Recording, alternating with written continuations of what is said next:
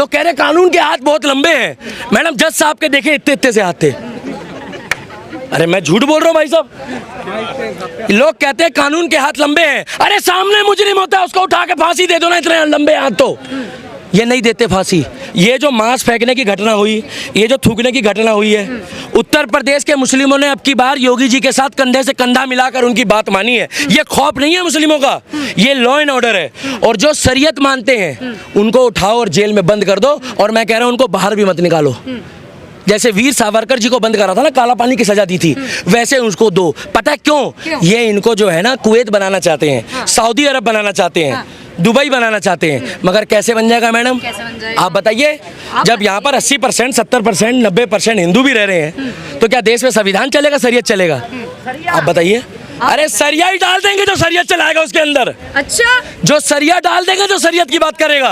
हाँ। और ये जो मैडम जो अभी देश में माहौल चल रहा है ना, ये वो कीड़े हैं। मोदी जी की एक गलती है, बताऊं आपको बहुत बड़ी, कि मोदी जी जो है ना वो अभी हल्की वाली दवाई डाल रहे हैं। एक तेजाब आता है हल्के वाला, एक आता है तेज वाला, और एक आता है कतई जहर। कतई जहर समझते हो? बिल्कुल फरफरा के बंदा स्वा ज्वालामुखी। मोदी जी ये रोज रोज का कलेश खत्म करो, वो कतई जहर वाला तेजाब लाओ, उड़ेल दो। मैं तो कह रहा हूँ उड़ेल दो। और जो हड्डी है ना वहीं छोड़ दो, क्योंकि वो तो किसी जात के नहीं होते हैं। आतंकवादियों की कोई जात होती है? नहीं होती ना, उनको वहीं छोड़ दो, बेचारे कीड़े खा जाएंगे। अच्छा दीपक भाई, आप कह रहे हैं कि मुस्लिम समर्थन में आए हैं। अगर समर्थन में हैं तो सीलमपुर में जो कांवड़ियों पर मांस फेंकी गई वो क्यों फेंकी गई? अगर समर्थन में ही है यही बात जाके आप झाड़ू वालों से भी पूछ लीजिए ना, वहाँ पर उनका विधायक है झाड़ू का, वहाँ आप जाइए ना, उनसे पूछ लीजिए। वो तो आए भी नहीं कांवड़ियों की सेवा करने, क्योंकि विशेष समुदाय को उन्होंने टारगेट करके उनसे वोट लेना है।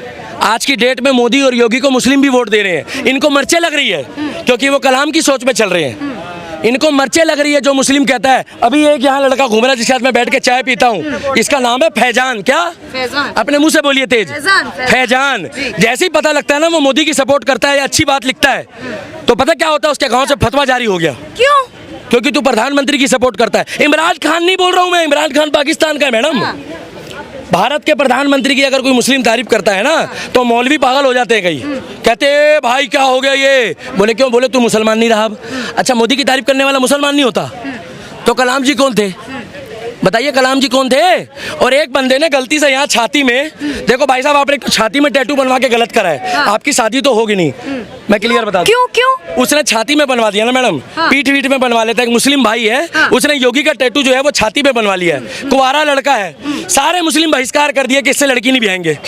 बताइए ये क्या बात होती है? ये क्या बात है? उसने टैटू बनवाया, उसकी मर्जी है, उसके खिलाफ फतवा जारी हो गया, 2 बार उसके ऊपर हमले हो गए। इस देश में माहौल खराब करना जा रहा है। 2014 के बाद मोदी जी को हराने के लिए ये लोग, मोदी जी की जहाँ फोटो लगी होती है ना, ये बाहर मर जाते हैं, इनको लैट्रिन आ रही हो मगर उस शौचालय के अंदर भी नहीं जाते। बोले पता क्यों? ये शौचालय मोदी जी ने बनाया। अरे भाई शौचालय मोदी जी ने नहीं बनाया, शौचालय भारत सरकार का और एनडीएमसी का होता है। पैसा से शौचालय बनता है, मगर इनको वहम होता है कि कोई मोदी जी की तारीफ करे ना तो वो आदमी देशद्रोही है, ये बताते हैं। हमें तो फर्क नहीं पड़ता। अच्छा दीपक भैया, 15 अगस्त आने वाला है, जैसा माहौल चल रहा है, क्या लग रहा है कि 15 अगस्त को कुछ हो सकता है या ऐसा ही माहौल, सावन का भी महीना बाकी है, क्या ऐसी और घटनाएं देखने को मिलेंगी? 2014 से पहले दिल्ली में जहां तहां आप किसी भी भीड़ भाड़ वाले इलाके में चले जाओ, भाई साहब इस स्क्रिप्ट को मत काटना कैमरामैन साहब, ध्यान से कह रहा हूं मैं और घूर भी रहा हूं तुम्हारे को।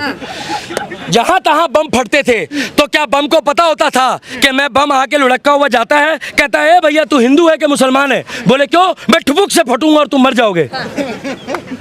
जो मुसलमान आके पाकिस्तान से यहाँ बम लगाते थे ना, वो पता किनके लिए बम लगाते थे? वो कहते थे कि यहाँ पर जो है काफिर मारे जाएंगे, मगर उसमें हिंदुओं के साथ साथ मुसलमानों के बच्चे भी मारे जाते थे बिन मौत।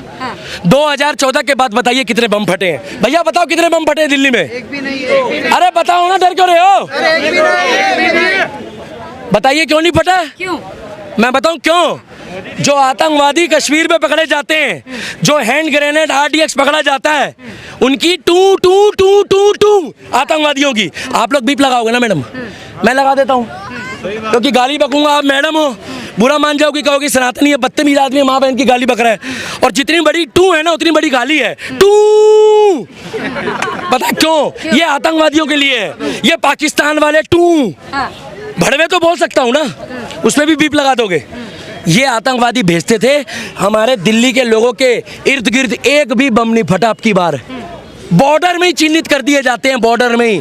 और शक्ल देख लोगे ना तो इतनी गंदी शक्ल होती है कि शुअर भी शर्मा जाता है मरने के बाद आतंकवादियों की शक्ल देख के महाराज ऐसी प्रजाति भी देश में होती है। अच्छा दीपक भैया, बीच में एक सवाल रखना चाहूँगी कि ये जो घटनाएं लगातार हो रही है, घटना करने के पीछे मानसिकता कहाँ से आती है कि मांस फेंक देना या थूक देना या मजार पे जाकर जला देना, सर पर साफा बांधकर, कहाँ से मानसिकता पैदा होती है? मैडम देखिए, जो बहुमत में सरकार है उसके पास तो टाइम है नहीं, वो तो देखिए वहाँ से फूल बरसाने में लगी है। मुस्लिम जो है वो फूल बरसाने में लगे हैं। अगर झूठी बात है तो जाके चेक कर लो। मुस्लिम जो है वो गुलाब दे रहे हैं कावड़ियों को, मुस्लिम चाय पिला रहे हैं, ये किलस गए। अरे महाराज, ये कौन से मुस्लिम है जो भाईचारे की बातें करते हैं? ये किलस गए, ये किलस गए हैं। देखिए कुछ लोग वहाँ किल से पड़े लड़ाई झगड़ा कर रहे हैं। जो मुस्लिम जुड़ के काम करना चाहेगा ये लोग उनके खिलाफ जाएंगे, और जो मुस्लिम मिली जुली बात करेगा ये उसके साथ नहीं रहेंगे। अच्छा दीपक भैया, लगातार देश में ये कहा जा रहा है कि हर मुस्लिम एक जैसा होता है, हर अल्पसंख्यक एक जैसा हो रहा है, सबको एक निगाह से देखा जा रहा है, क्या कहना चाहेंगे? मैडम देखिए, सारे मुस्लिम जिस दिन देश में एक जैसे हो गए ना, बुरा मत मानिए, यूपीएससी का भी एग्जाम हुआ था जिसमें IPS, IAS, SDM, ACP, DCP Muslim भाई भी बने और महिलाएं भी बनी है। तो क्या मोदी जी ने किसी को रोक लिया?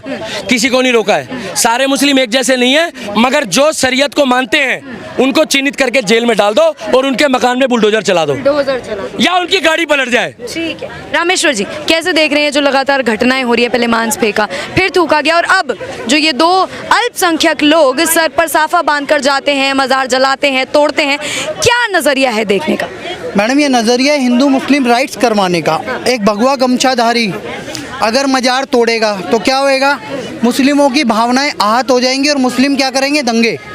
पहले इस देश में आग में जूझ रहा है, कानपुर में अपने पत्थरबाजी देख लिए मैडम। तो इन लोगों की एक साजिश थी, मजार पे हमला करेंगे, क्योंकि मजार होती है सूफी परंपरा से आती है।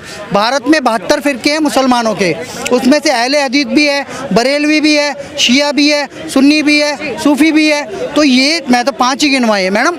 अगर सूफियों पे हमला हुआ तो वो क्या कहेंगे कि भाई ख्वाजा गरीब नवाज है, निज़ामुद्दीन है, इनका बहिष्कार चल ही रहा है। अब हिंदुओं ने मजारें भी तोड़नी शुरू कर दी। ये क्रोनोलॉजी समझा रहा हूँ मैडम मैं आपको, ये इस तरीके की क्रोनोलॉजी है।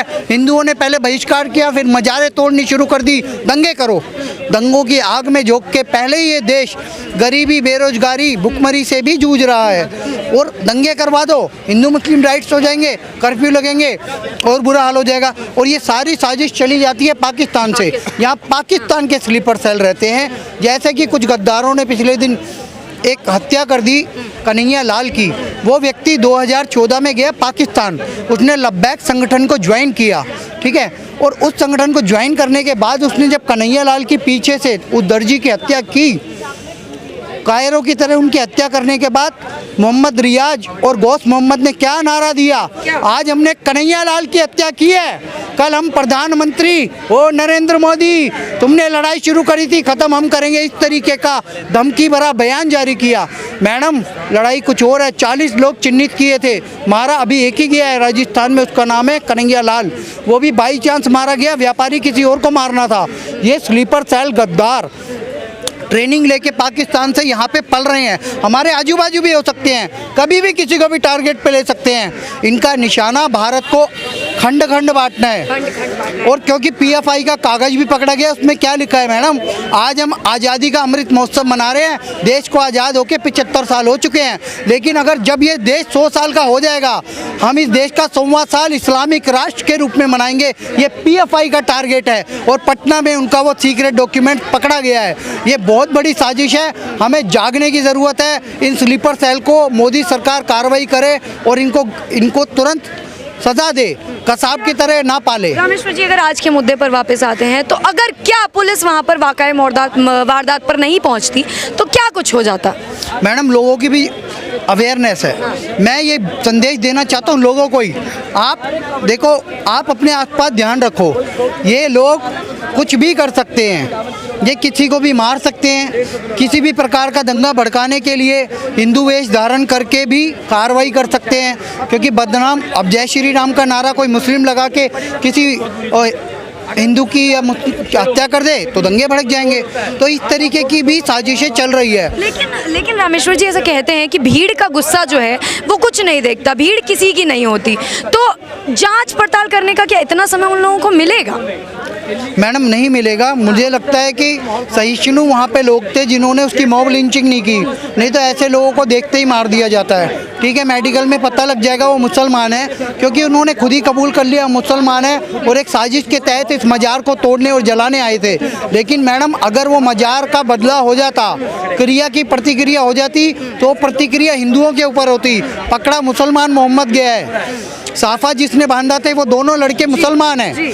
लेकिन अगर कार्रवाई अगर मुस्लिम समाज भड़क जाता, भैया हमारे पूर्वजों को मार दिया, हमारी मजार को तोड़ दिया, तो वो किस पे हमला करता? हिंदुओं पे। तो हिंदू मुस्लिम राइट्स हो जाता तो उत्तर प्रदेश में कर्फ्यू लग जाता, लोगों के मोबाइल बंद हो जाते, अर्थव्यवस्था पे भी फर्क पड़ता है, कानून व्यवस्था पे भी सवाल उठते हैं। तो ये पूरी की पूरी साजिश है मोदी योगी जी को टारगेट करने की। और 2014 से पहले ऐसा कुछ नहीं था, ये 2014 के बाद से ही चालू हुआ है मैडम। और हमें जागने की, चेतने की ज़रूरत है। मोदी सरकार इनको कसाब की तरह बिरयानी ना खिलाए।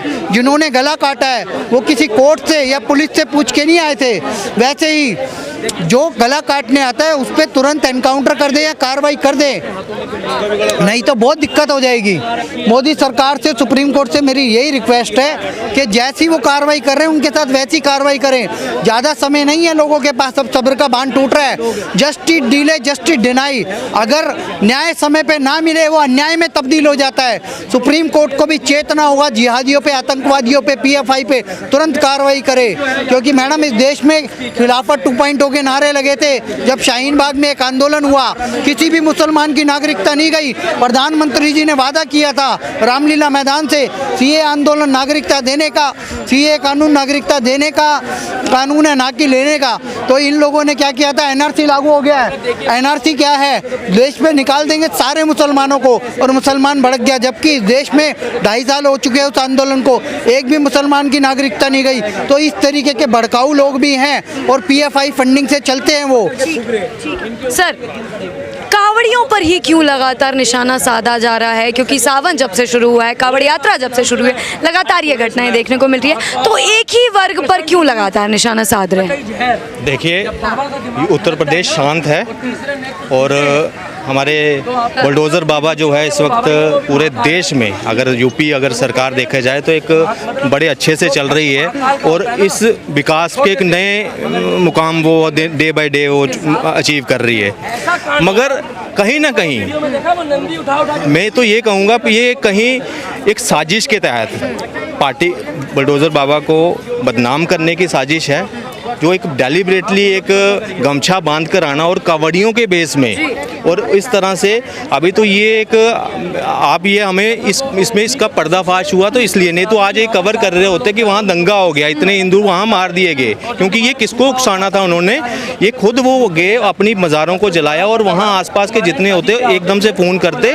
कि भाई साहब आ जाओ। उन्होंने पहले से ही पत्थर इकट्ठे किए होते, तेज़ाब पेट्रोल बम रखे होते, इवन कि जो उनके कट्टे शट्टे जो हथियार हैं इलीगल वो तैयार होते हैं उनकी तरफ से, और हमारा जो हिंदू है वो चुप करके बैठा होता। क्योंकि आज मैं ये भी आपके चैनल के माध्यम से पूरे हिंदुओं को बोलूँगा, आज हिंदू वो घोड़े की तरह बन चुका है जिसकी आंखें बंद है, और उसको मीडिया के थ्रू ये कहा जाता है कि हिंदू मुस्लिम सिख ईसाई आपस में भाई भाई, ठीक है। वो उस तरह से वो मस्त होकर बैठा हुआ है, उसके पास कोई नहीं है, वो सोचता है नहीं यार ये मेरा भाई है, ये सारे एक जैसे नहीं हैं। यही तरीका है, अगर एक जैसे नहीं हैं तो ये कहाँ हैं लोग, इन लोगों को सजा देने के लिए वो क्यों नहीं आगे आते? चाहे वो कन्हैया लाल था, चाहे वो अमरावती का था, अब भोपाल में ये चीज़ हो गया, किसी आगे आया। और एक मिनट मैं यही इन्हीं की बात बोलता हूँ। अगर ये चंद लोग जैसे फैज़ान जैसे लोग आते हैं, चंद आते हैं, अगर ये सपोर्ट करते हैं भाजपा को या किसी एक डेवलपमेंट की बात कर अगर उसकी तारीफ करते हैं तो ये उनके अपने ही समाज के लोगों के दुश्मन बन जाते हैं।